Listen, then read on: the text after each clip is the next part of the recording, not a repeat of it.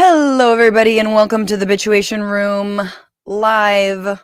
The show, the podcast, the thing, the space, the time, the place, the moment. What is the song? Anyway, it's Tuesday, December 2nd. I hope you're good. Thank you so much for being here live, for pressing play in the future, for letting us know that we made it. You know, when the aliens are forced to listen to all the podcasts that humans created before our eventual demise.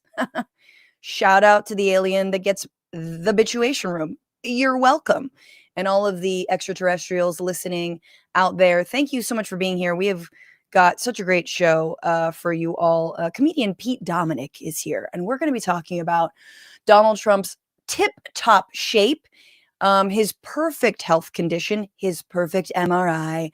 We're also going to be talking about Kash Patel looking for a jacket that fits him, and how the FBI is roasting him behind his back, and how they all think he is incompetent. So, I mean, things that we assumed, but now we know a little bit more of. Later in the program, however, Jose Vasquez of the veterans organization Common Defense is going to be joining me to talk about, of course, the shooting of 2 National Guardsmen in D.C., and the Afghan man who was recruited as a child into the CIA, into the special units who did the shooting, or who allegedly did the shooting. And we're going to be also talking about Pete Hegseth's little war in Venezuela, or big war, and the fact that he's already a war criminal, Hegseth, and he didn't even start the war officially. It's just, I mean, you know, he's excelling at a much faster pace than previous secretaries of defense. If anyone would just for comparison, Rumsfeld didn't get the war crimes in the first 6 months. You know, it took them a while, although they quickly hurried to it, didn't they, after 9/11? The point is, we'll be talking about that, and just get Jose Vasquez's thoughts on, you know, what it means to organize with veterans, specifically veterans who stand against the war and defending vets' rights across this country. Unlike, you know, the failed Pete Hegseth, who embezzled a bunch of money from the veterans organizations that he worked for. So if you are here, like and share the stream. Just palm the keypad, do what you need to do. Send me some love, some super chats. We'll read those comments at the end of the show or throughout. And I hope everyone had a lovely Thanksgiving. Otherwise, I, of course, saw Wicked because, you know, I am but a mere mortal. And so, of course, my next deep dive is going to involve Wicked. Sorry, not sorry. And if you want to support me and the deep dives, the long form videos all about how the right is becoming anti-Zionist for the wrong reasons, and if you want extra bonus content, if you want discounts on merch, which, my God, I have spared many expenses for it. Bitchuationroom.com is where you go to get that. But become a patron, patreon.com/bitchuationroom. And right now, people, damn it all to hell. I was supposed to load this in. We have a sale going on, 25% off all patron tiers, as well as off your annual subscription. So truly, for the price, $45 a year for the whole next 2026, you can support this show. Down from $60 for new patrons. So thank you. Also, I think there's nothing preventing you from, if you're a current patron, from like jumping and then getting the deal. Don't do that. But if you need to do that, do that. And support the show, support Paige and Brent and Andy and myself. And there we are. Thank you so much. Also, if you're listening or watching on Substack, or if you're watching specifically, you also get 25% off any tier and support the show. Again, this is long. Okay. This sale is Epstein Files length. So we're going to go till January 15th. Okay. It's a holiday gift for you, somebody else. You know, you can access all of our little chats, our Ask Me Anythings. You can ask questions. And of course, patrons at $10 or more get that shout out during the fart song. And thank you guys so much. It's not the end of the year, but it feels like it's coming to a close. And I am endlessly grateful for you all and for this community for being here. You know what I'm saying? Just getting a little heartfelt. All right. With that, guys, I am bitching about truly everything. What am I not bitching about? But I guess let's just play this because it's a fun little one. No. I have to translate it, so I can't play this. Never mind. Let me bring in my guest. Scratch all that. Are we live? I hope we're not live. He's a stand-up comedian, podcaster, speaker, news commentator, host, and more. You've seen him on Jon Stewart, The Daily Show, The Colbert Report, or on CNN. And for almost 12 years, he was the host of the daily 3-hour live radio show on SiriusXM, Stand Up with Pete Domnick. It is Pete Domnick. Yay! I'm such a big fan. I can't believe I'm here. I'm a subscriber and a listener and a fan of your show, Francesca, and I love being here. I just will say it is the end of the year. I mean, it's December. I know. We did it. We got through it. Although then, like, all my horoscope babes are out here going like, actually, the year doesn't end for us until March. So if you're feeling like it's not blah, blah, blah, blah, blah, and I'm like, oh, you mean I have 3 more months? Hell yeah. But Pete, we start this the show out in the same way, which is we like to bitch about things. And I will say I did wake up this morning and I immediately Googled high-speed rail in California because I'm tired of waiting. And apparently tracks are going to be starting to be laid next year. I'm not holding my breath.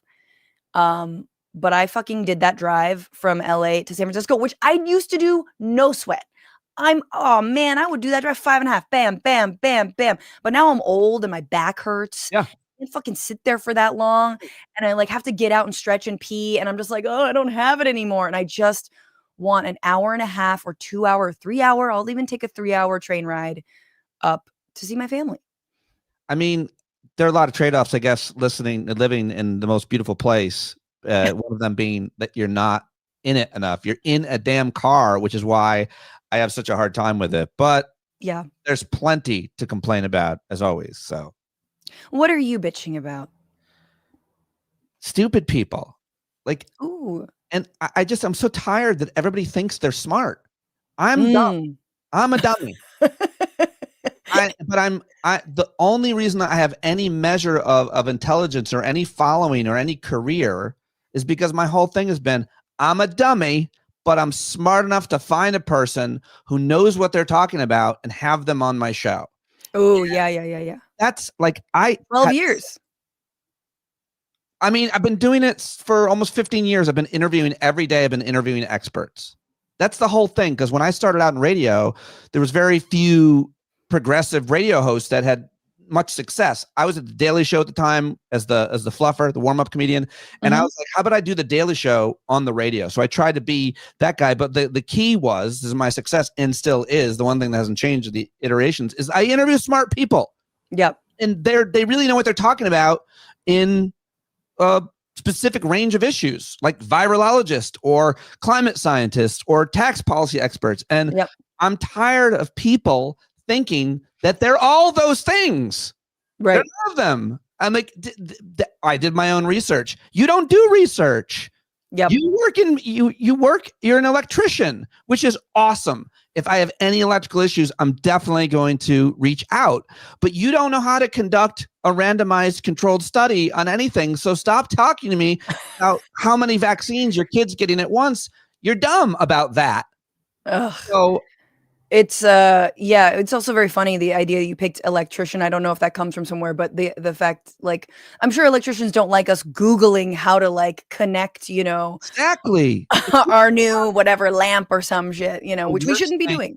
About like being a man who's a homeowner who has some ego and masculinity. Like, it's so easy to emasculate me or any other male homeowner by going in and the electrician comes over because you've given up on trying to fix it yourself on YouTube. So here comes the electrician and he looks at what you did and he stares at you and he goes, "Did you do this?" It's the worst. And then as he does it right, he's like, "Anyway, are your kids vaxxed? Pff, that's a problem." Exactly that, Francesca. You're like, okay, but you're really expert in one thing. Yeah, I mean, you might be really good at a bunch of things, but what you're not good at is any number of scientific issues. I mean, just the idea that RFK Jr. is the man running the show and the CDC and HHS is run by Dr. Oz. We have to remind ourselves of that every day. It's super important. And if you have Don't you wish you would rather have like, you looking back, you're like, God, he should have just been president. I mean, obviously that would have been as bad or worse. Pete, sorry to interrupt you, but I will say, not to get into the graphic details of the Olivia Nuzzi story, but don't you kind of miss when like a story like that would absolutely destroy a politician and make them, the bare minimum, resign? I want to know what you think, but about Dr. Fauci. Oh God, no. Yes, and no. It's Liz Winstead's. She gave it to me. Liz, no, my God, I fucking hate / love you. So I think that there's still a standard. I want to ask you, for Democrats, of shame. You can't get elected. You can't make it out of a primary if any of these salacious details were part of your life. There's going to be somebody else, probably a woman, who's not going to have been into felching with a journalist or any of these things. I still feel like Democrats have a threshold of shame and credibility that matters for elected leaders, much less for the principal. What do you think? Yeah, I'd like to think that. I mean, we have a current president who, tweeted the R word out in a very, very long, like, anti-immigrant racist screed on Thanksgiving night. On Thanksgiving. Like, okay. And again, like, this is I'm trying to work on like a more, a longer chunk of jokes around being more patriotic now than I've ever been in my life. Like, I'm very, I'm not a patriot. I'm like, tear it all down, change the system. And now I'm like, how dare you, sir? That is the Oval Office. Like, you can't just put that much gold. Well, I don't know. Where is that plant? Like, I'm just like, suddenly, why is it British? It shouldn't be. You know what I mean? I don't know why you became Katharine Hepburn, but yeah, totally. I think part of, I'm not that interested in patriotism and all these weird, jingoistic patriotic porn things that we grew up with and I used to be into. But I do think that if there's one really important, great thing about America, it's, the First Amendment and freedom of speech and freedom of assembly, which they can't do in Hong Kong right now. That building burnt down because of corruption. They used a cheaper fabric on those buildings that set on fire, but people can't protest right now because they're not allowed to assemble because of the Chinese government won't allow for it. In my town, where I'm very active locally, they tried to shut down our King's Day protests. Mm-hmm. They tried to shut them down and move them.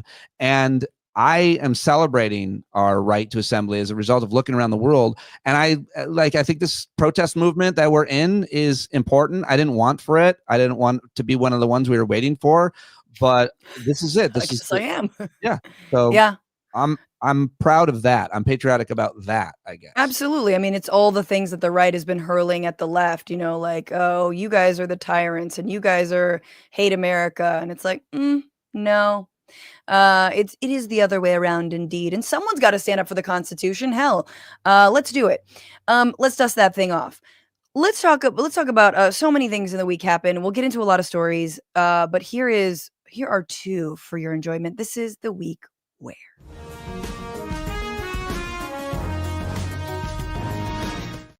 Okay, so for a while now, since September or October, there's been this question about, hey, Trump got his second physical of the year, which I guess you're supposed to do. Not an enviable job for the doctor. And but there was like an MRI involved. And that seemed weird because it's not standard to get an MRI with your physical, but apparently maybe it is. And so he's been dogged by questions from the press about getting this MRI. Where was it for? Why? He says he doesn't know. He's been angry about it. And then just yesterday, they released the results from this MRI. But first, I'm just going to play you this because it featured not quite a quiet piggy moment, but nearly, Trump's like favorite thing now is to just berate women to their faces. Take a look. They asked about my MRI. MRIs are very... Governor Walz asked you to release the MRI records. Can you tell us what it was Governor for? Walz, you mean the incompetent governor? So if they want to release it, it's okay with me to release it. It's perfect. What were they It's like my phone call where I got impeached. It's absolutely perfect. So if you want to hear about it or if you want to release it, you want to have it released. Yes, News Nation, failing News Nation. News Nation is doing lousy, by the way. But if you want to have it released, I'll Release it. Can you tell us what they were looking at? For what, releasing? No. What part of your body was the MRI looking I at? have no idea. It was just an MRI. What part of the body? It wasn't the brain because I took a cognitive test and I aced it. I got a perfect mark, which you would be incapable of doing. Goodbye, everybody. You too. Thank you, Mr. President. Okay, there are way too many good moments. So he realizes that Governor Walz has been asking him, because Walz like stood up for himself and for Ilhan Omar after, Trump's really racist Thanksgiving post. And he was like, hey, this guy's losing his marbles. Release the MRI. And so he's like, oh, the failing Governor Walz. And then failing News Nation says to this woman's face, I know it wasn't the brain because I passed the cognitive test. Well, when she's like, what part of the body? You saw that glimmer in his eye. He wanted to be like, my dick. He's like, he wanted to make an awful joke because he always does. But then he just said, well, it was a perfect MRI, which is also a hilarious joke. It was a perfect. Okay, well, I do think it might have been his dick. Although I don't think anyone's ever referred to Trump's dick like that unless they were running out of the the room. His dick! His dick! Ah! Or like, the 17-year-olds at the Miss Teen America pageant. But it actually supposedly was his abdomen. Right. Here and so that could be a very big range, his abdomen and his heart. This is from Dr. Sean Barbabella, which is just like too close to Barbarella. The purpose of this imaging is preventative, to identify issues early, confirm overall health, and ensure he maintains long-term vitality and function. See, now the word vitality, Pete, and function, that's dick-coded language. To me, that's dick-coded language. Then he says Trump's cardiovascular imaging is perfectly normal. No evidence of arterial narrowing, impairing blood flow, or abnormalities. Our heart chambers are normal in size. The vessel walls appear smooth and healthy. Too smooth, in fact. His abdominal imaging is also perfectly normal. All major organs are very healthy. Blah, blah, blah, blah, blah. He's in overall excellent health. I mean, bullshit. But by the way, just in case anybody else got confused, when you said too smooth, in fact, I literally believe that the doctor wrote that, but that was just you embellishing. No, he wrote. No. Not too smooth. Too smooth. No, he did not write. It's smooth. Some say my arteries are smooth. They're slick. No. So the reason this matters is because Trump is losing his mind. Okay. He has multiple times said he has no idea about decisions that his office has made, like pardoning a Honduran drug lord, even though he's very invested in the Honduras election, which, by the way, is neck and neck. It's like too close to call because he deeply wants the conservative to win. Again, Honduras borders El Salvador. So, of course, Nayib Bukele knows who he wants to win, right? It's the far right, on and on and on, blah, blah, blah. So, and to give you a sense of how much he's losing his mind, last night, he stayed up. Or he woke up super early. He posted over 160 times on Truth Social. Things like, but quote tweeting, breaking, Venezuelan President Maduro publicly surrendered to President Trump. Didn't happen. Nancy Pelosi's former top staffer said Nancy planned January 6th for 2 years. Lock her up. And then a big long thing about the Honduran election, then something about Somali-born refugees that's inaccurate. Somalia. Yeah. Hates Somalia, obviously. Like, my heart goes out to thinking about Ilhan Omar and the amount of shit she's taken. If fucking one MAGA bitch were to suffer, and I don't mean woman, just like MAGA person, were to suffer the amount of death threats that Ilhan Omar has received. They wouldn't last an hour. But anyway, and then my favorite, True Social is the best. There's nothing even close. 4 exclamation marks. 5:48 a.m. this morning. So I'm really wondering about how he was able to fire off, or was it just him 160 posts? Has anybody done the math over the period of time that he was writing them? There's a lot of questions about it, but the only conclusion you can come to is that he's trying to be, to distract from any number of things. Every day we have to wake up in media and as American knowing that his goal is to win the day media, to distract from the stories, to control it. He's a TV producer. It's all he's ever been. He's producing a show every day. He's not playing 4-dimension chess. And if there were actually any transparency, like we're sitting here asking about his mental acuity, or is he senile? Is he crazy? But the easiest thing they could do would be more transparent about any of these things, including, a picture of his ear after he was allegedly shot. Like, we don't have any transparency on when he was shot. They're saying he was shot. Show me. Ear truthers. Dude, the amount of like ear truthing and like Trump wasn't actually assassinated truthers that are spreading online is wild. Like, we're fully in a moment where I think people who are like against Trump and leftists and progressives and people, they're like, yeah, whatever, dude. I'm full conspiracy pilled. Like, I am shocked. By the way, I am shocked by a couple of people who I won't name, who I respect a lot as really smart people on my show that are full. Is it ear truther? I'm just calling it ear truther. I think a piece of glass hit him off that teleprompter, and I think he really bled. That's what I think. But I don't. The idea that we didn't get to see a picture, that we didn't get to see the MRI. Well, the medical report wasn't. I don't think was ever released. No. From that incident, can't remember the hospital it was, but yeah. Here, okay. To put a little button on the MRI gate, I do think that it's about Ozempic. I'm sorry, but it's about the fat shot. Because when you take Ozempic, and Trump is certainly on Ozempic, you got to like monitor that like everything's good, because it like, it eats like the fatty tissues around your organs, so you got to, it's not without some risk here. So that's what I think. And, he loves a fat drug. I felt, number one, you couldn't get the drug companies to do it. So we're paying, as an example, for let's go with the fat drug, FAT, for fat people. Anybody use it at the table? Don't ask.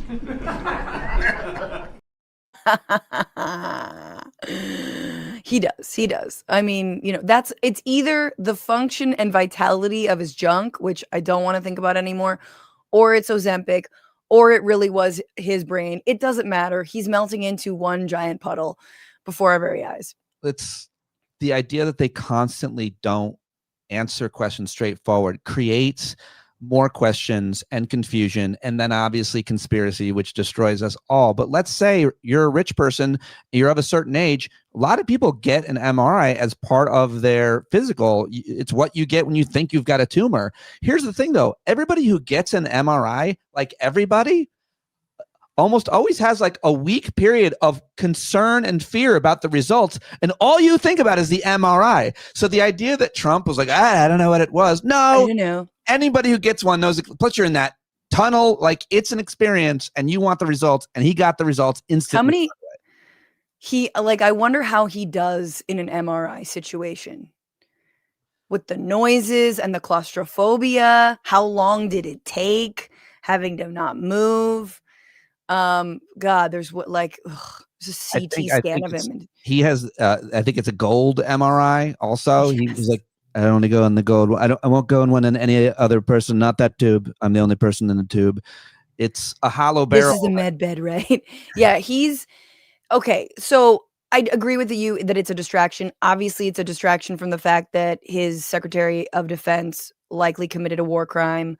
And he knows it, and we'll talk about that later in the show. But it also could be a distraction from the fact that his FBI is totally incompetent. And this is, I think, a story that wins the week on so many different levels, because it confirms and makes and embellishes and just makes it even funnier, knowing about how incompetent Mr. Kash Patel, Crazy Eyes Patel, is, because the New York Post got its hands on an internal report card from the FBI to the Senate Judiciary that's helmed by Republicans.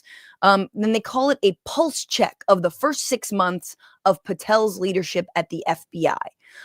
It's an interview with dozens of employees who are there. They're anonymously named. And I just love the chapters list. So I just need to read you this chapters is 10 key findings. 1, Trump derangement syndrome is alive and well. Like, what does that even mean? 2, the demoralization of the Jan 6 pardons. 3, meaning when you pardoned all these criminals who then later went on to get rearrested or, I don't know, touch children, that made, the top cops feel away. 3, the clear and present politicization of the FBI. You don't say. 4, FBI employee morale still trending downward. 5, the FBI director's culture of fear and paralysis. The FBI directors, deputy directors, lack of experience. Gotta include and deputy directors. That's Bongino. Lack of experience. 7, FBI leadership's unfortunate obsession with social media. 8, anger and frustration over orders to assist ICE. 9, diversity, equity, and inclusion, DEI no more, which, by the way, they kind of like that. So don't give these guys too much credit. 10, mixed opinions on the report progress to reform the FBI, and then notable incidents. Email signature block hypocrisy.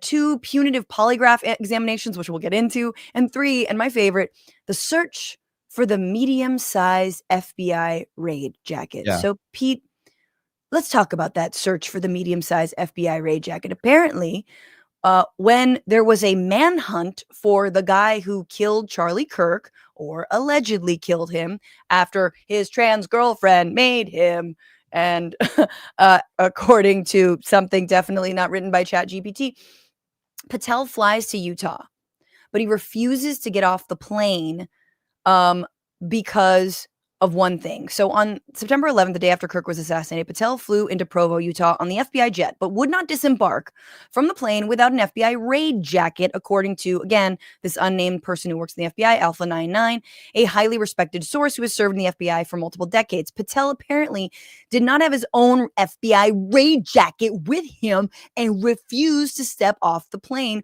without wearing one, according to the report. The FBI special agents at Salt Lake City field office, busy working on the Kirk case, had to, quote, stop and ask around to find an FBI raid jacket, a medium-sized one, that would fit. When a jacket belonging to a female agent was delivered to Patel on the plane, see, don't say DEI didn't give you shit. It gave you a fucking jacket that fits. He complained that 2 areas on the upper sleeves did not have Velcro patches attached. Patel would not leave the plane until he had the 2 patches to cover those areas, so that members of an FBI SWAT team took patches off their uniforms and ran those patches over to Patel at the airport. The patches were then attached to the loaner FBI raid jacket, and Patel disembarked from the plane. Patel did not make a positive impression. It's wild, this reporting, and there's so much to say about it. But there's 115 pages. There's other stuff. People can go read it. I mean, it's important just to, first of all, it's always uncomfortable to be someone on the left defending the FBI. But I've had to do that. I felt like I've had to do that. I mean, there's a lot of good people working in the FBI and working in the Department of Justice, especially those who go undercover and infiltrate white supremacist gangs and groups, or used to. Now they are actually, I think, running the government. Those people. Yes. They're like, oh, we've completed the task. The idea that he also I love that he had a woman's jacket. I love that. I hope everybody finds out about that. I bought a woman's jacket, ski jacket last year because I like the color teal and I have a lady's body. Hell yeah. And I'm comfortable with it. Like, I don't care. Like, it would never occur to me to be worried about, I'm like, I like the way it looks. But guys like, in that ilk would be terrified for anybody to find out. Not only did they wear a women's jacket, but they wear a lot of things that they don't know about and they don't want to talk about because they would be emasculated if we found out. But I also wonder if he realizes, and so much of the Trump administration is so cast, and they are acting and they are performing, and they're often performing for an audience of one if he's awake. So Kash Patel, unlike Christopher Wray, unlike Robert Mueller, unlike Louis Freeh, they never walked around in FBI jackets. They didn't cosplay. They wore suits because they were the head of the FBI. They didn't need to do that. Everybody knew they didn't have like guns on and vests and shit, all the stuff that he's doing. But the problem is Kash Patel can wear whatever FBI jacket he wants. He still has that face. Yeah. And get me a new face, damn it.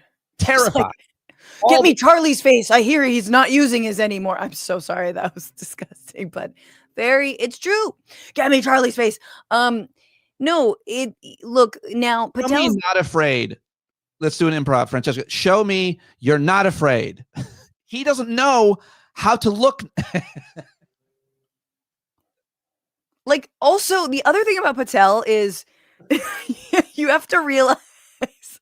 Yeah, I nailed it, right? Off camera. Do it again. Not afraid. You seem not afraid. Look at her. You have to realize. You have to realize one thing. When you're standing behind someone who's speaking at a podium, like they're giving a press conference, don't look straight ahead the whole time. It makes you look weird, psychotic. You're like, even if you're in the military, which he's not, okay? It still looks weird. Only if you're like standing at attention, like fucking saluting on the side, is it okay to just look forward and do nothing? That's what Patel does in every press conference, and he looks insane for it. He looks like he's always at a class picture photograph. And it's not a class picture. It's a press conference. Why are you frozen? Look around. Be human. Yep. But he's got no respect in the rank and file. The former FBIs and active FBIs have an association where they are talking about him, and they put out a report as well, just purely critical. Some of my friends that are like former federal prosecutors that they all hang out and everything, they're all turning their backs on him and everybody else. Like, the guy is not long for this world, and neither is his boy Don Bongino, who, I don't know if you ever tangled with him when he was in media, but I did a couple times, and he is a real piece of shit. Yeah. I never did, thank God. I was never put on that Piers Morgan panel. But he is, and yeah. God. He tweeted about me once, and it destroyed my life for like a week. It's like, isn't that amazing? Just like, and I like, so there's so many instances of that happening. And it's worse if you're not me, if you're not a man, Yep, totally. The other part of this that I thought was so great was this this polygraphs. So in another situation at the FBI Academy in Quantico, Virginia, Patel was said to be upset when he heard about a discussion that took place among a few dozen FBI personnel about his request that he be issued an FBI firearm. So he's like, who's questioning my authority to have a firearm? What the fuck do you need a firearm? Come on. Are you doing the raids here? Are you like swatting and stuff? What's going on? I mean, I would say this. If he did have a firearm and he pointed at me, I would not be worried. Oh, yeah. No, his eyes. He's just not gonna. Yeah. But like, if you're standing next to the person standing next to you, should be worried. When the Kash Patel points a gun at you, you should tell the person next to you to duck. Yeah. When the details of the discussion were leaked, Patel ordered everyone to get polygraphs to find out who criticized him, according to the source. That shows a lot of confidence. I wish I could do that in my life. Polygraph everybody in my life. No. To make sure they didn't say shit. No. I like to be lied to. Lie to me. Like and share the stream. Like and lie to me. No, that's terrible. Like, why? Imagine the fucking time wasted. And by the way, there's like, new details out today about the amount of, immigration raids taking attention away from like actual, criminals, and instead of, I don't know, day laborers and nannies and things. Same thing with the FBI. Imagine the amount of time that this is taking. Well, when he's actually on the job, he's fucking wasting time. There's no way to measure. There is a way to measure, but it's hard for the public to understand how law enforcement resources, whatever they're looking for in a community, in a state, in the nation. But if you know a little bit about what the FBI does, and you realize that they are taking them off those jobs, including investigating the worst type of sexual violent criminals to kids or to anyone, okay? They are taking them off of those investigations and putting them on going after some guy that's run a hot dog stand for 20 years and is a pillar in his community. The resources that they're removing to go after the baddies and to go after like brave, essential workers is enraging and astonishing. And I wish there were a way to make that more transparent, because maybe more people would be outraged to know that the FBI is not going after the worst people in the country as they were made to do. Well, they're pardoning them. Trump pardoned a Honduran drug lord. And then when it was asked about it, was like, what? I'm sorry, who? I don't know anything about that. It's like, You signed the paper to pardon him. What are you talking about? And the law enforcement, the FBI, Department of Justice, spent years investigating, prosecuting that guy. He was such a big fish for them to catch. He had 45-year sentence for importing drugs and loving it. He was like, I want to import cocaine. This is my Honduran accent. I want to. Which is great. Keep going. Definitely fine. I want to import all the cocaine I can and stuff it up the gringos' noses. Like, he was the worst drug trafficker, and Trump just is like launching missiles at like low level, maybe fishermen, and he's letting go. Well, and he also was the president. I mean, this is what's so ironic about this moment is he's accusing Maduro of being a drug trafficker and smuggler, right, which he is not, while at the same time he is pardoning a guy who was a president of a Latin American country and was actually smuggling drugs. So, fun times in hell, or the sunken place, as I like to call it. I haven't bitched about this, but we didn't mention, but are you really excited about all the asbestos that's going to be back in our makeup? Pete, are you going to start wearing more makeup now that it's back? I love wearing makeup as a bald. Sure. You got to dust. The best part, the only great part about being on TV is the makeup chair and the threats after you get off TV. But threats? Oh yeah, the threats. The threats, I thought it was like related to your makeup. But it's not only asbestos in the makeup, it's bringing back certain pesticides on our food. It's PFAS in the water. Yep. There's so many things that Trump's EPA and other regulatory agencies not only are not looking the other way of, but legalizing and bringing back. So we have to be really even more vigilant, because the government is supposed to protect us, and say whatever you want. For years, they've done an amazing job, the federal government, at regulating all these things. They've been all kinds of scandals, and we could talk about all kinds of horrible things, but they certainly do a lot better than a lot of other countries in this. But now, I mean, so in case you don't use makeup, well, do you like romaine lettuce? No, exactly. I mean, yeah, the checks on all those things are down. This was, I did an hour-long piece on RFK Jr., and this is kind of the main thing. And we were joking about, people that talk about vaccines, but this is like for real, dude. I got a wax, TMI, but I got a wax. Been a while. And I go there and like, we start having a conversation, and she starts rattling off like, yeah, because they're just trying to keep you sick. And it's like, I'm sorry, what? Who? Well, I don't know if this is just LA or the entire world over, but like, you'll just be having a regular ass conversation, and then someone will come at you with these like Maha talking points, and you're like, what is happening right now? And yet what Maha never faces is the fact that their god, RFK Jr., is doing nothing to rein in corporations and their ability to deregulate these industries, allow, PFAS or all these other chemicals into our water, into our not checking, doing inspections on food, and yes, in our cosmetics. It's like, okay, so when do you actually start challenging corporate power rather than being like, hey, there's beef tallow back in the fries at Shakey's or whatever the fuck? Like, what you made me think of just for a moment there is like, if we really cared about these things, it's so easy for all these people to fall into conspiracies, and they're trying to keep us sick and whatever number of the vaccines or whatever else.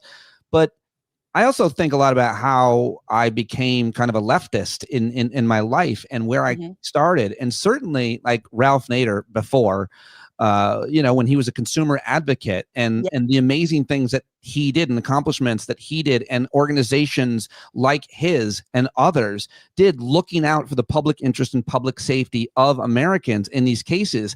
It's something that the left has always prized and valued and cared about, keeping people safe from greedy or rich corporations. That's what we think government is for. And so if you care about those things, don't be confused by your favorite conspiracy theorist. Find a Democrat that comes from that vein of public consumer advocacy, of protecting us from anything from the pharmaceutical companies to chemical and pesticide companies to guns and banks. Like, that's who we are at our core.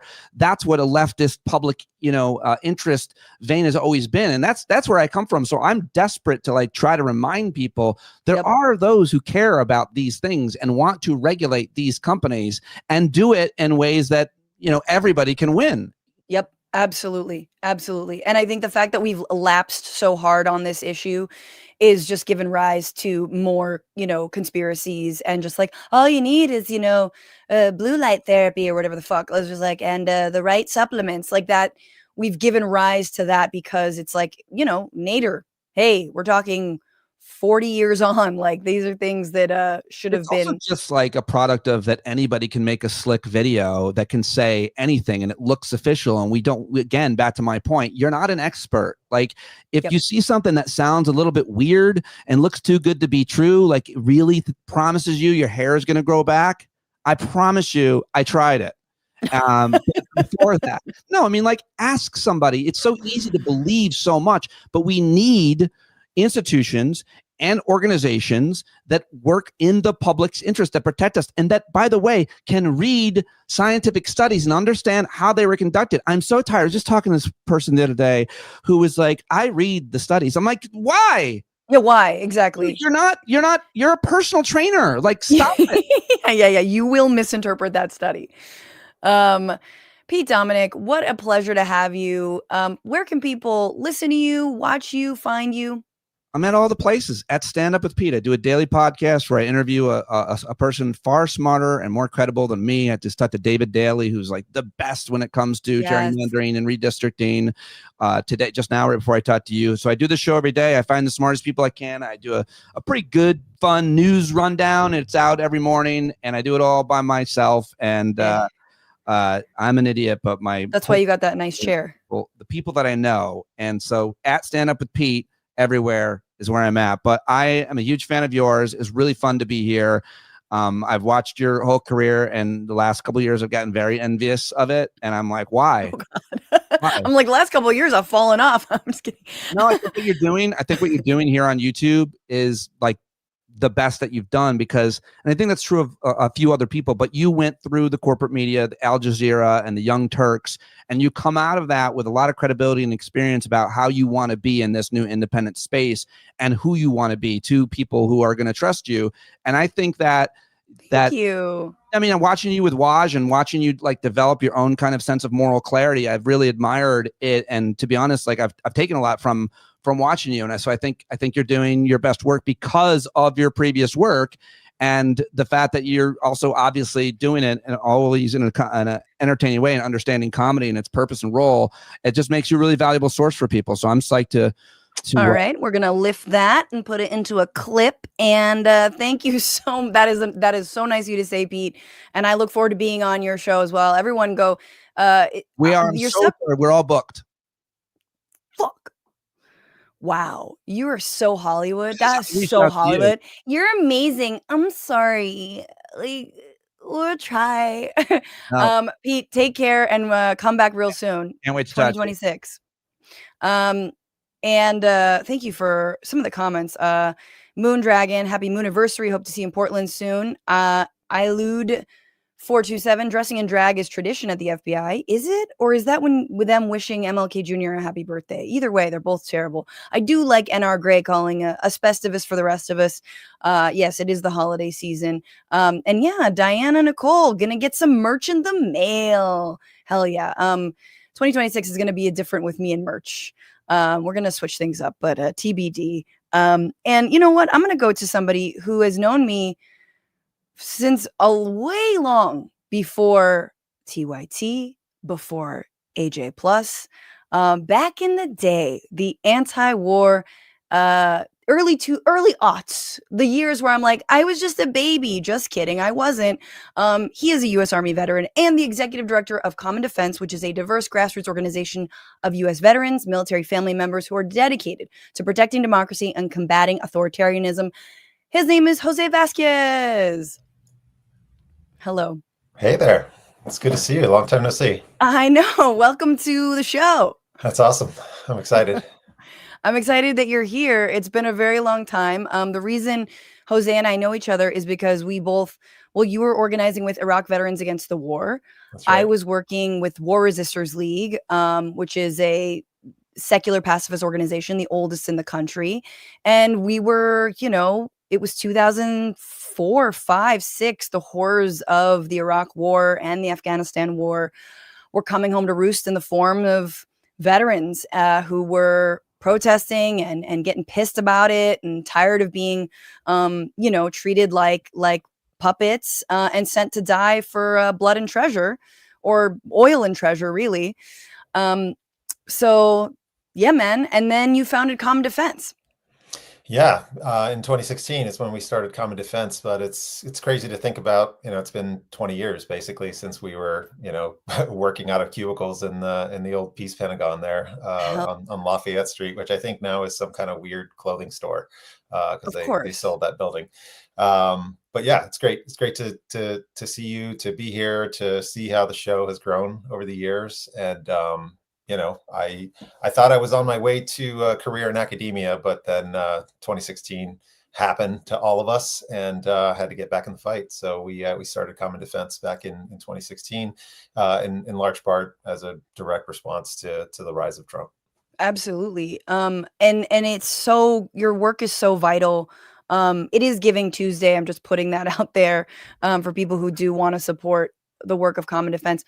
I want to talk about some stories, because I looked at, the news of the week. It's just all coming back to the US military, whether the idiocy of Pete Hegseth or the, horrors that went down in DC, and how that's being politicized. So I just want to take you through it and then get your perspective on that, Jose. Sure. So the news, over the Thanksgiving holiday was that a 29-year-old, although he might even be younger, it's unclear, an Afghan man named Ramunallah Lakanwal, who served at the CIA, or in a CIA-backed Afghan force unit called Zero Units that was in Kandahar.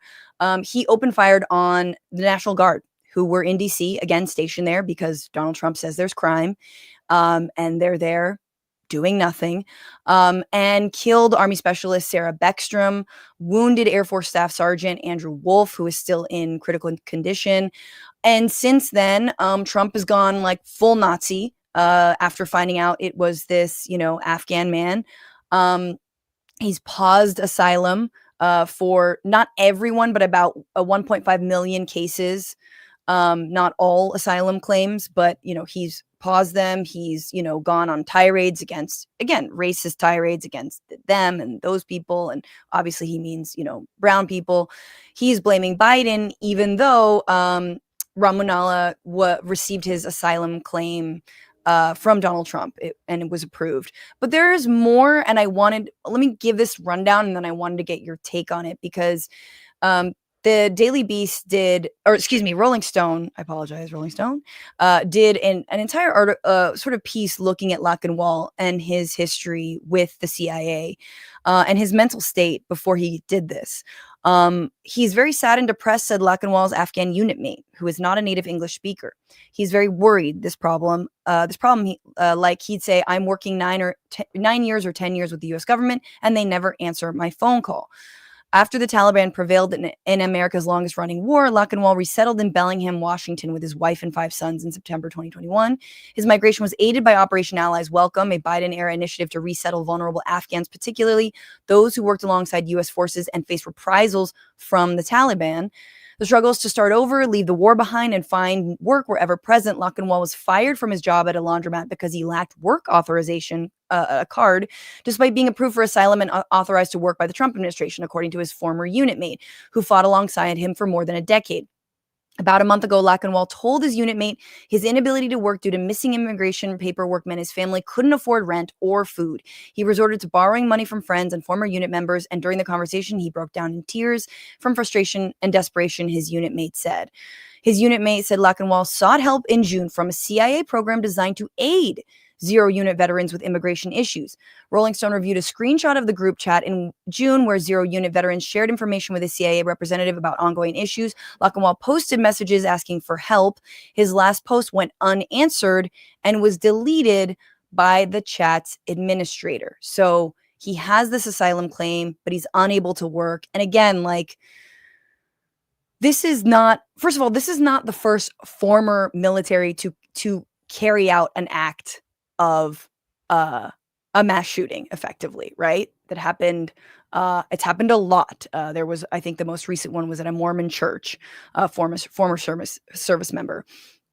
So the idea that this is somehow unique to him being Afghan, that's not true. Or unique to being a serviceman, that's not true either. Or working with the U.S. military, the CIA. But the fact that he, is caught in this terrible situation, he doesn't have enough money. The CIA trained him as a killer. This unit was like a killing unit in Kandahar. Again, one of the most dangerous places to have served or been. And then he calls for help and is denied this assistance. I mean, it tells us everything we need to know about how the U.S. military operates, not just with people who it, coaxes or convinces or somehow gets to work with it, like, an Afghan national, but also, American soldiers as well. Give me a reaction to something like this. And the fact that, now a young woman is dead. Yeah, I mean, we'll start there. Obviously, it's a tragic situation for any service member to lose their life, especially on a mission that, frankly, most people and a lot of the folks that are deployed to DC that we've talked to, are don't want to be there. It sounds like these folks came from West Virginia, so deployed to DC to do what exactly? Patrol the streets, and we saw those stories coming out of National Guardsmen doing quote unquote beautification, right, cleaning up DC, which is not the best use of military force by any stretch. And it, as you described, this individual who was with the Afghan forces under the CIA, like that the parallels that I see in terms of war fighters coming home, fighting, sometimes years, decades, even for their benefits, or just some acknowledgement of their service. Certainly, rings true in my experience and the veterans community that we work with, and I will just say that this administration has demonstrated they really don't care about, certainly military personnel, as we see, we're about to talk about Pete Hegseth and what he's doing to the military.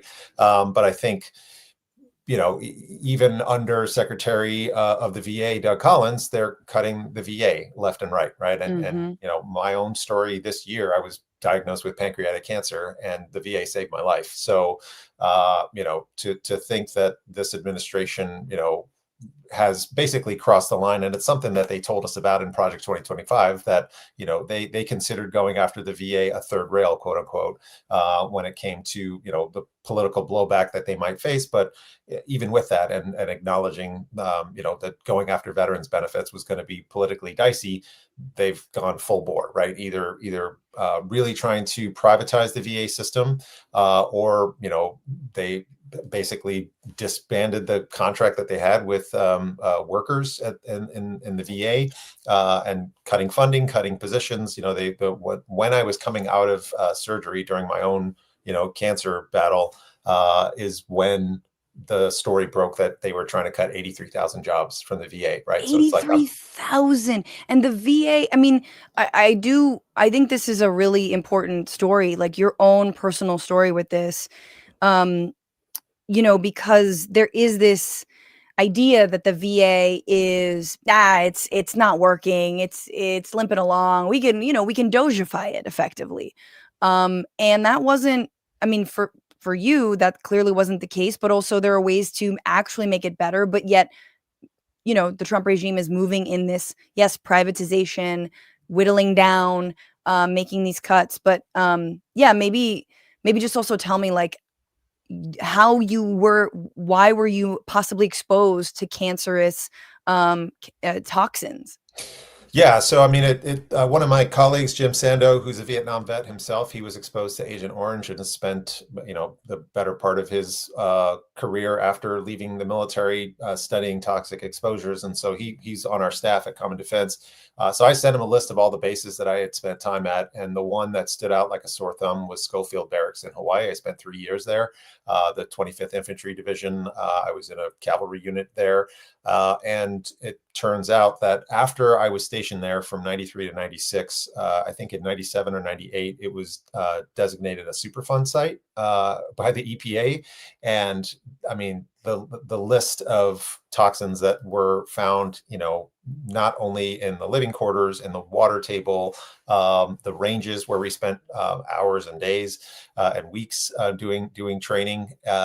So basically, anywhere that any of the like soil, groundwater, etc., and even inside some of the buildings, they found all sorts of toxins. And so one of them in particular is linked to pancreatic cancer. So, not exactly a smoking gun, but it certainly is a, high probability that that's where I was exposed to these toxins. And I don't have any history of, I've got plenty of other, family history things, diabetes, high blood pressure, etc., but no cancer. And I've even been genetically tested by the VA, and they say there's no reason why I should have developed pancreatic cancer. There's no, indication that I would have been susceptible to that. So to me, the most logical culprit is that I was exposed to some kind of tainted water at Schofield Barracks, which I'm working on, getting my VA benefits upgraded. But I think that there are probably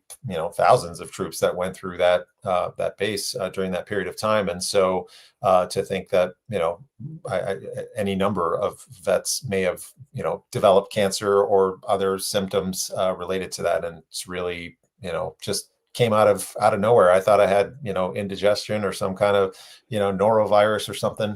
Went in, and it was on Valentine's Day actually that I found out there was a mass. But to the VA's credit, they got me into surgery, and within 3 weeks they determined that it was stage 1, and got me into do a pretty major 5-hour surgery, and took care of me from there. So I'm alive today because of the VA and the benefits that I earned while I was active duty. If there were these cuts, I mean, where would you see that in your own care? Like, could your surgery have been delayed? Could you not have gotten the care that you would receive? Like, what most worries you about things like 83,000 VA jobs being cut? I mean, I can tell you, I'm fortunate because I live in New York City. The VA that I was treated at was the Manhattan VA, which is a huge, facility. And I think a lot of people don't realize how important the VA system is to the training of like all medical professionals across the country. Almost all, doctors at some point rotate through the VA because it's a national system.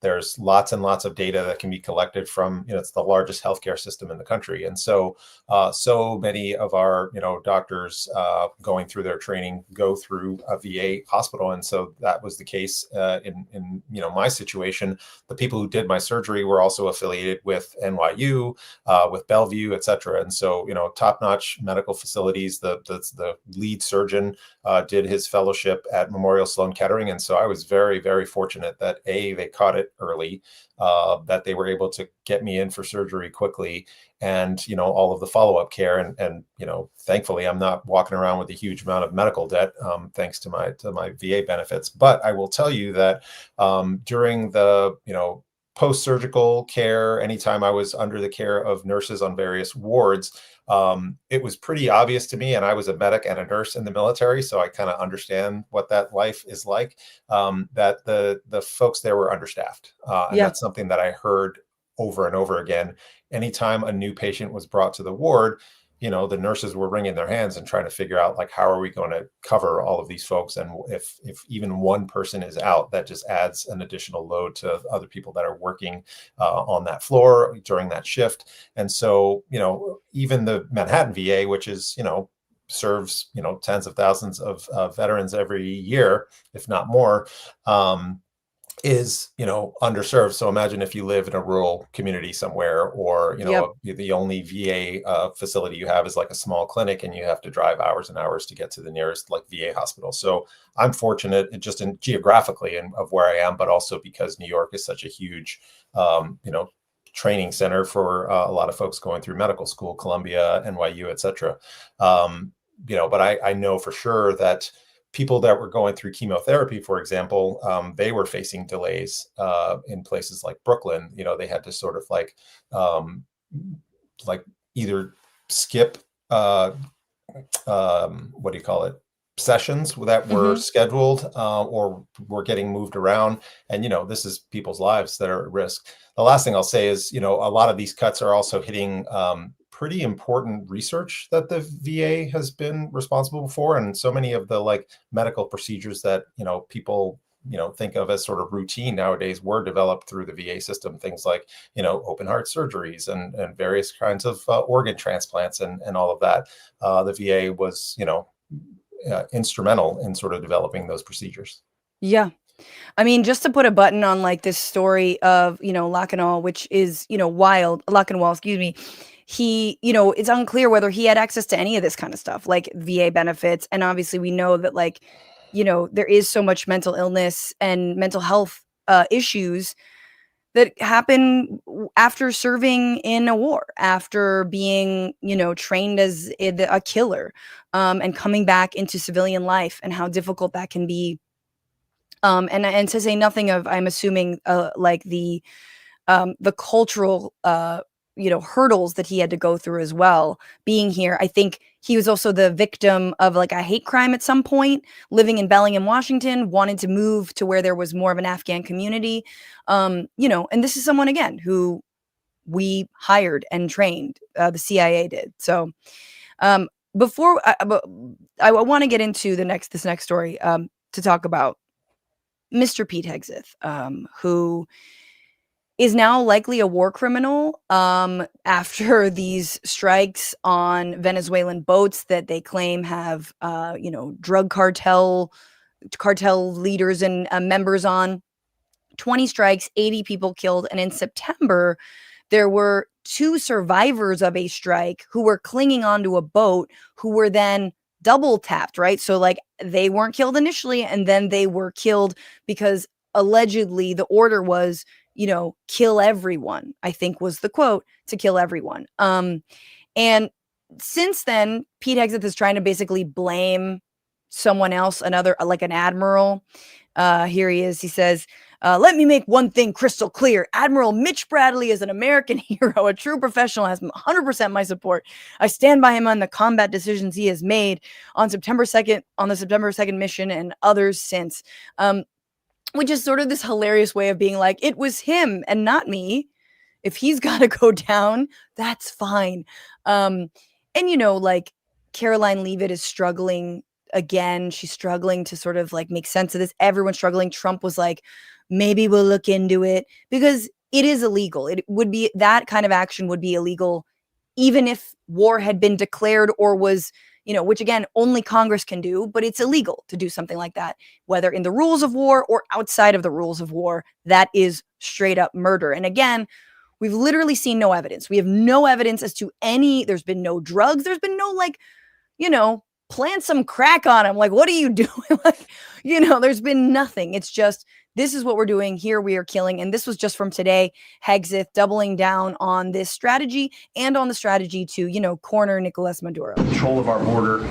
And then it's getting after and going after narco terrorists and designated terrorist organizations in our own hemisphere.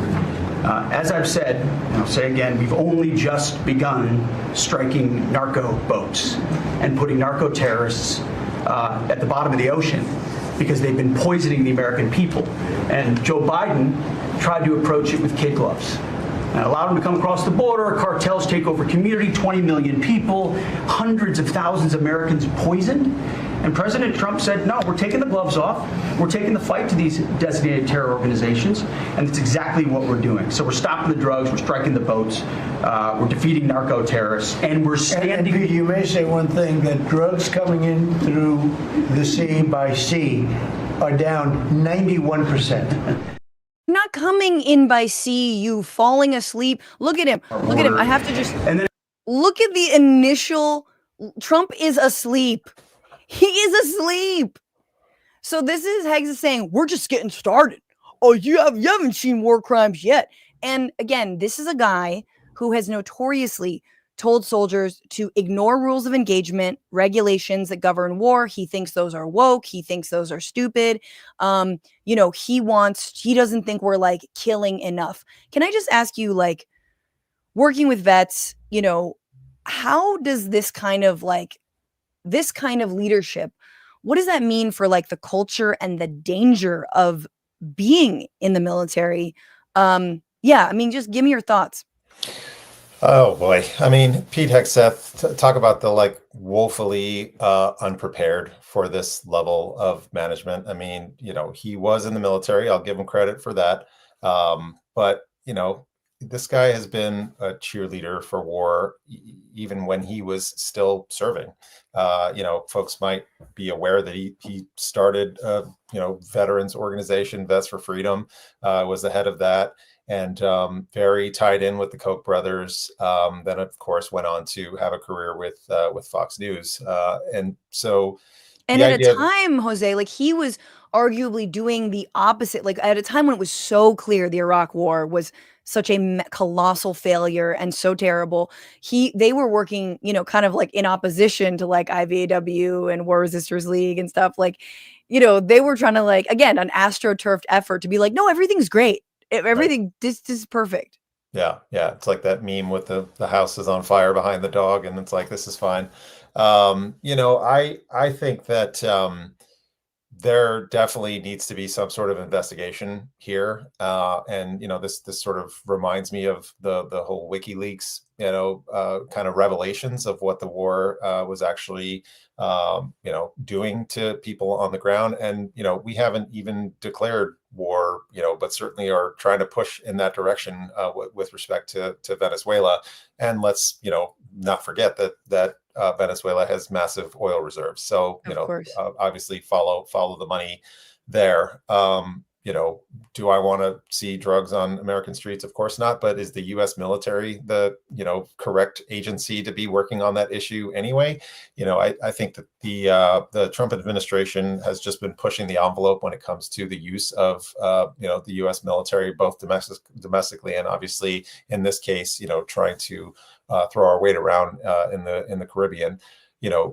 I think most scholars that I've seen on this that are serious have some deep concerns, and whether it's international law or just our own U.S. laws that we're in violation of how we're executing these missions. And so, of course, Hegseth, being who he is, with zero integrity, is trying to put it on the commander of that particular mission. I mean, he's busy. He's got to tweet out memes. Yeah. Franklin targets the narco-terrorists, which, by the way, the Franklin people, very upset. Yeah. Franklin the Turtle is a beloved Canadian icon who's inspired generations of children and stands for kindness, empathy, and inclusivity. We strongly condemn any denigrating, violent, or unauthorized use of Franklin's name or image, which directly contradicts these values. It's pretty sad when you piss off a children's book company. For real. Yeah. And like they're pissing off Sabrina Carpenter. That's the whole thing. But like, I guess my mind immediately goes to look, I know whatever special teams they're going to send in to, topple Nicolas Maduro, like they have got training. That's fine. But it is terrifying. And we should not be Pollyannish that these plans of like, how would you take out Maduro have not been developed by, the U.S. military, under other presidents as well. But it is terrifying to me, not only the people they will kill, but then they themselves being sent into harm's way without a plan, without like a real directive, only like kill everybody. I mean, it's like it feels very Bay of Pigsy, and I hope it ends that way. I mean, I don't, but I kind of do. Just like it's very disconcerting that this is your leader who is not taking responsibility for these actions and has no idea what he's doing. He's just fucking memeing out here. Yeah, yeah. I mean, it's also, this is supposed to be the president that's ending wars, but it certainly feels like they are pushing to start one. When it comes to Venezuela, and so these folks want that, have been going after that regime for quite a while now, and with Secretary of State Rubio, that certainly doesn't help the situation either. So I think we're definitely just going into dangerous waters here, and Yeah. I hope that whatever efforts that I've seen thus far in terms of accountability, and we're talking about bipartisan, effort to sort of at least investigate what's going on here and get some accountability. I think that's the right direction for us, because somebody's got to rein these folks in.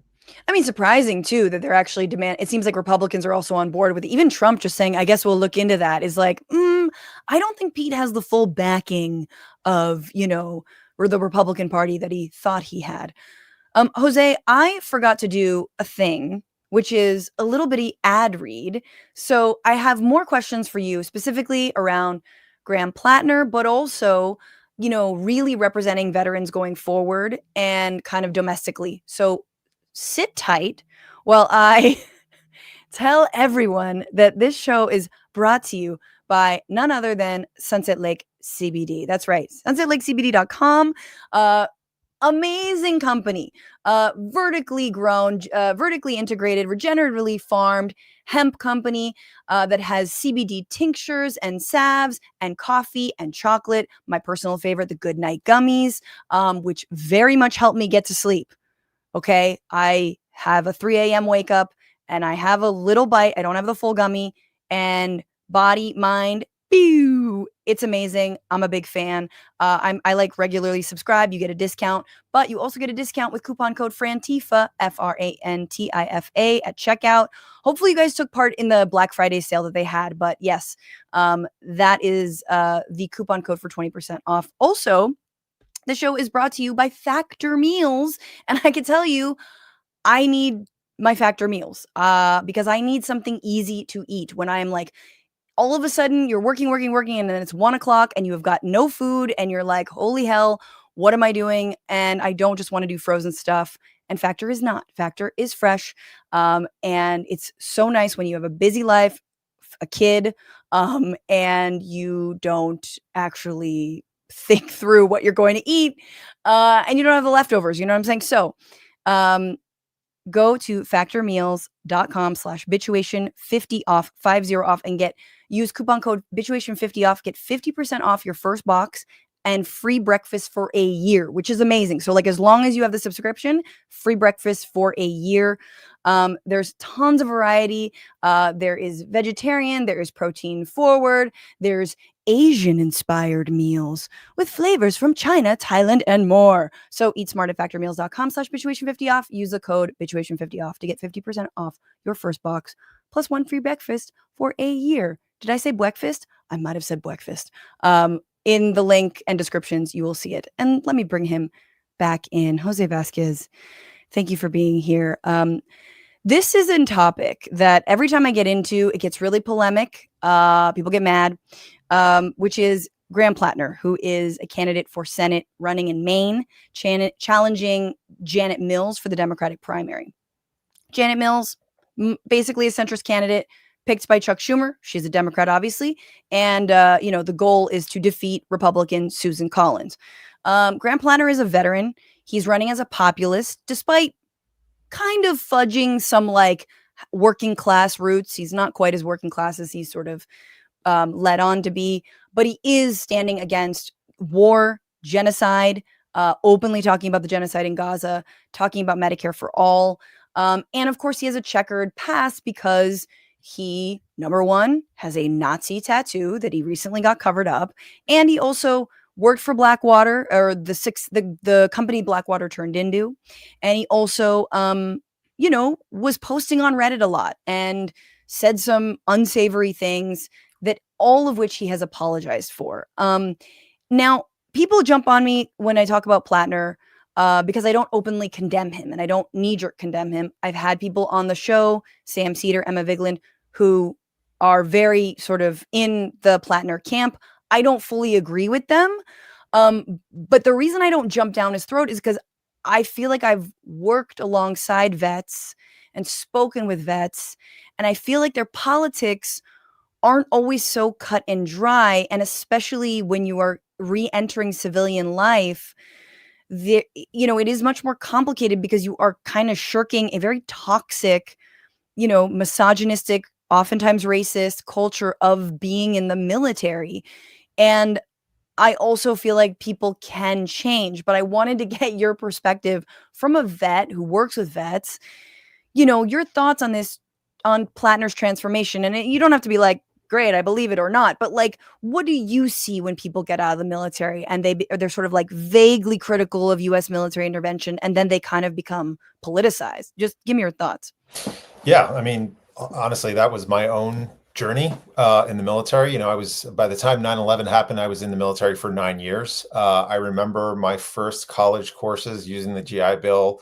I started school in Hawaii, actually, when I was stationed there. After leaving active duty, I joined the Army Reserve and started using the GI Bill. And, between going to evangelical church, playing on the football team, and then being in the military, I was pretty homophobic, to be straight up with you, and probably didn't have the best, views. Thank God there wasn't Reddit back then. I probably, would have said some dumb shit along the way. But I had a big transformation in part, in college. I transferred credits from, Leeward Community College in Hawaii to City College in Harlem. I remember I was put in a group with another classmate who was a gay guy, and we had to meet up for coffee after class to figure out how we're going to get our project done. And, I left that conversation feeling like he's just a struggling student just like me, it just totally flipped my whole worldview, right? And that's such a tiny little anecdotal example, but I know for sure in my own life that I've just had big transformative things. I mean, even becoming an anti-war activist was a huge shift for me, in part because of how the Bush administration responded to September 11th. And in my mind, I was like, it sounds like we're going into World War III, and a lot of my friends are in the military. I'm not excited about this. I certainly was not excited about what happened on 9/11, but I felt like our response to that tragic incident that day, and I was living in New York City when that happened, it started to make me think about this, why am I still in the military? What are we being asked to do? I understood at that point how the military worked and that we were going to bomb somewhere, which, turned out to be Afghanistan, to sort of tie it back into the first story we talked about today. And, and then when we started talking about Iraq, I just thought it was BS from the beginning. And so, to go from somebody who, I was planning on doing the full 20 years in the military, and I already had 9 years in, part active duty and part reserve. I was going to finish out the 20 years as a reservist. So to go from being a squared away staff sergeant to a hardcore anti-war activist, trying to bring my friends home. And I've lost 7 friends to either, health issues post Iraq or Afghanistan deployments, or suicide, to be real. And so, I think that, going to college, starting a family, raising kids. And I think just, living life and sort of having some distance from that culture that you mentioned, right? That's sort of hyper masculine, sort of homophobic,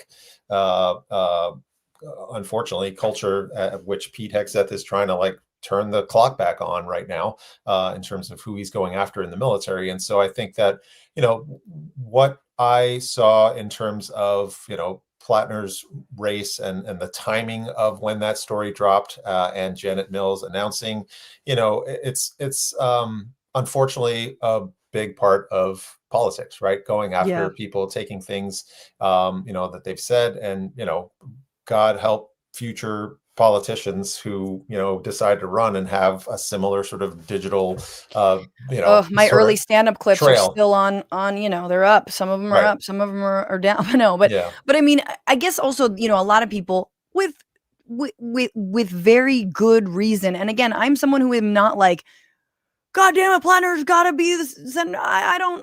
I am wary of, I hate the Senate just writ large. Yep. So I am wary of people who are in the Senate. But that being said, I do want a Democratic majority. And I do think that Platner has, possibly a better chance than Janet Mills would. But again, who knows? This is, there is a blue tide coming. But the tattoo, the decades of having this tattoo that is a Nazi tattoo that I didn't know was a Nazi tattoo. So I don't know, because I don't know my Nazi tattoo. I know what a swastika is, but I didn't know that the Totenkopf or whatever is a Nazi tattoo. He says he was drunk with some fellow service members in Croatia, got the tattoo, picked it off a wall, blah, blah, blah. He's apologized for it and all this. What do you, give me your sense on that? When you were in, was there a white nationalist streak? What have you seen since? And do you think it's feasible that someone wouldn't know that they had this tattoo? What do you make of that whole story? Sure. Yeah. I mean, before I talk about the tattoo, I'll just say that, to what I've seen post this story breaking is that the people of Maine are still pretty fired up about this individual running for Senate, in large part because of, Susan Collins, and how she has voted against in many ways, the will of the people of Maine. And so, that's just important for us to acknowledge. I'm based in New York City, you're in the Bay Area, right? But at the end of the I'm day, in LA now. Oh, you're in LA, right on. It's the people of Maine, and I can tell you that the members of Common Defense who are from Maine are pretty stoked about this guy's candidacy. And this recent story notwithstanding, we endorsed his race, and we think he's got a shot, and we'll be mobilizing vets throughout the state in support of his race. And so we've had a chance to talk to him. I think what's really important, and what I've walked away from those conversations with him directly about, is he takes accountability for the things that he said. He has what I feel like is a credible story and authentic story about how he has changed over time. In particular, there were some comments about that he made about military sexual assault, and that's something that I mean so many not only women but mostly women have that I've learned over the years of what that's like to be a woman in the military, and to sort of make light of, or somehow put the blame on somebody who is the victim of assault or something like rape.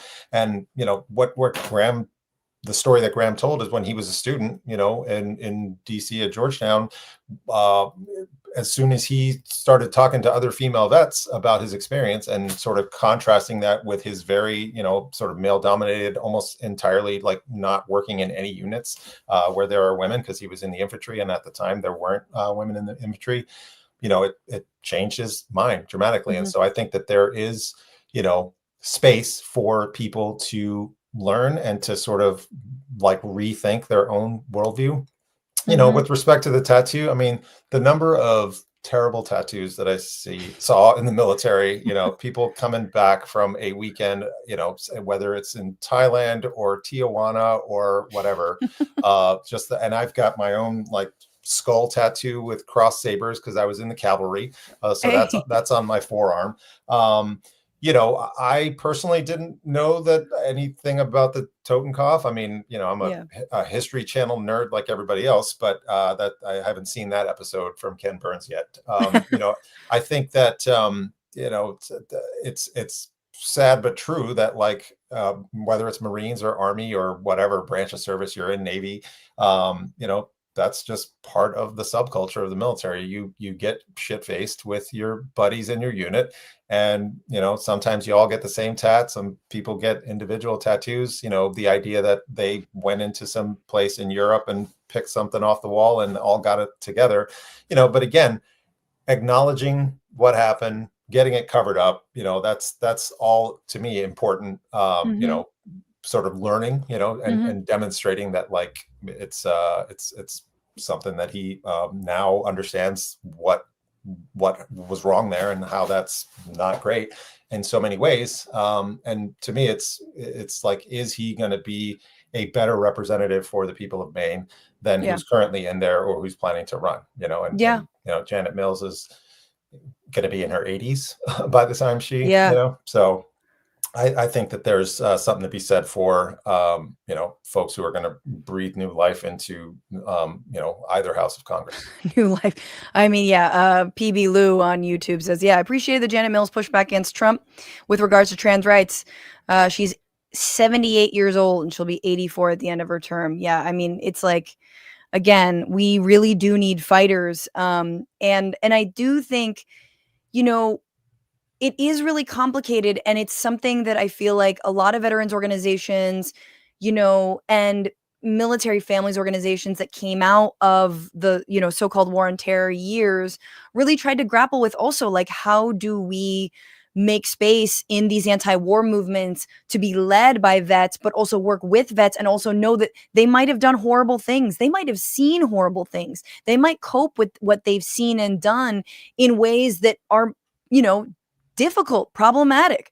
They might be drinkers, like, you know what I mean? So there's like, there is, as the culture of militarism has only permeated American culture and domestic culture further and further, these are these questions we're going to have to address and talk about, both from a healthcare perspective, a VA perspective, but also a movement perspective, a left perspective, it's like, I don't like, I can't get mad at you for not refusing every single order, but of course we're, it's also very an interesting time. And I'm curious as to Common Defense's, stance on this, now that there are Congress people who are asking some, service members and military to, like, look, if you're given an illegal order that violates, like, posse comitatus, you don't have to obey it.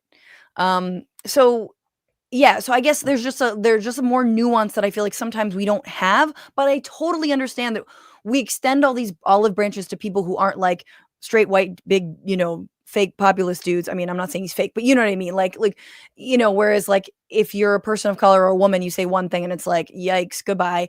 But tell me then, you started Common Defense in response to this authoritarianism. It's only gotten worse from Trump. Then January 6th happened. So many, and I think we spoke right around after then, or someone from Common Defense came on and we spoke about, yes, this, like, how many, like, people, former service members were actually at the Capitol on January 6th. Give me your thoughts now on your membership, what you're hearing, and yeah, this moment that we're in where you've got, like, National Guard just in a metro station doing nothing. Right. Yeah. I mean, I can tell you just from the growth of the organization, we started with 3 of us in a co-working space in New York City, wringing our hands about trying to counter Trump's hate speech on the campaign trail. We started as a hashtag Vets versus Hate, which then morphed into Common Defense. Now we have 500,000 members across the country. We're over 50 staff, and the organization has grown by leaps and bounds. And so, what I am seeing in the veterans community is that folks are coming out of the woodwork, and we're not talking about just, like, hardcore left folks, right? Like you said, when people leave the military, they're not exactly, like, perfect on all the issues, right? But they are coming out of a very unique experience, right? Having served in the military, having served overseas, some of these folks that are, now bombing boats in Venezuela, we're going to start hearing those voices speaking out. Yes, soon we are. enough. Yes, we are. And even the members of Congress, Mark Kelly, Chris DeLuzio, Pat Ryan, Mikey Sherrill, those folks that were in the video, basically encouraging folks to, disobey illegal orders. Like, that's exactly the message that we need right now, that the veterans community, at least the folks that I talk to and the people that are part of this organization, but also, just the support that we're getting from across the country for that kind of message, that, like, there is a line that we need to uphold, right? And that we all took an oath to the Constitution, not to any particular elected official. And, people are proud of their service. I think people that, veterans that have served and are seeing what's happening to the, former Department of Defense, now Department of War, are really flabbergasted by the leadership that is currently in place, the ways in which the U.S. military is being used essentially as a wedge to sort of like drive a wedge between American people when, for decades, the U.S. military has often polled as like one of the most trusted institutions in American society. And so to squander that for this sort of, backwards agenda that the Trump administration is pushing forward, it just goes against everything that the people that I know who served in the military, want nothing to do with this.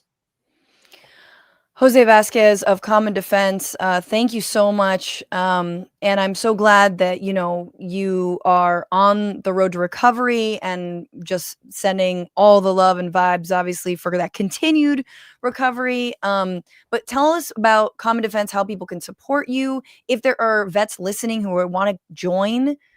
Yeah. Our website is commondefense.us, and we're on all the social media platforms at Common Defense if you want to like and follow, and would love to welcome anybody who's listening into the organization ranks. Amazing. Commondefense.us. I almost had that perfect by bringing it up. Jose, you're wonderful.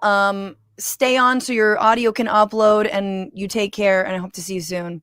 Thanks for having me on. Appreciate it. Yes, appreciate you and appreciate all of you in the comments section and in the future. I am going to read some comments and then do the fart song, and then we're going to end this amazing show. Let's see. Lanzetta says, lol, Franny, I'm exactly the same way. Oh, that was in reference to being patriotic. Yes. Vetras Varna, a noisy tanning bed. Oh, yeah. I got that. Yes, that is exact. I'm used to being this claustrophobic. He's very used to that. Although I think he's more a spray tan guy. Isn't he more spray? I feel like he's more spray. I've never done the tanning salon. I mean, should I? Or just go outside? And Begrackled, Free James Lee. There's a story that I haven't delved into, but thank you so much for the super chat. Let's see. Sensuguri says Trump couldn't do a head MRI because he'd have to keep his outgoing shut for minutes at a time. Yeah, he couldn't talk. Becca AI says, I really enjoyed Francesca with Danielle Moody too recently. They had a great rapport. Yeah, Danielle's got to come on this show. She is so busy. So go check that out on Substack, frannyfio.substack.com, or Danielle Moody's show. Actually, I don't know if I posted it. NPR is now giving softball interviews to RFK Jr.'s pals, says Rachel Atwood. What's up, Rachel? Of course they are. They're like, please don't take away the rest of our funding, please. And I thought Becca had a great comment here in terms of the young Afghan who, killed this young woman, Lochinwall.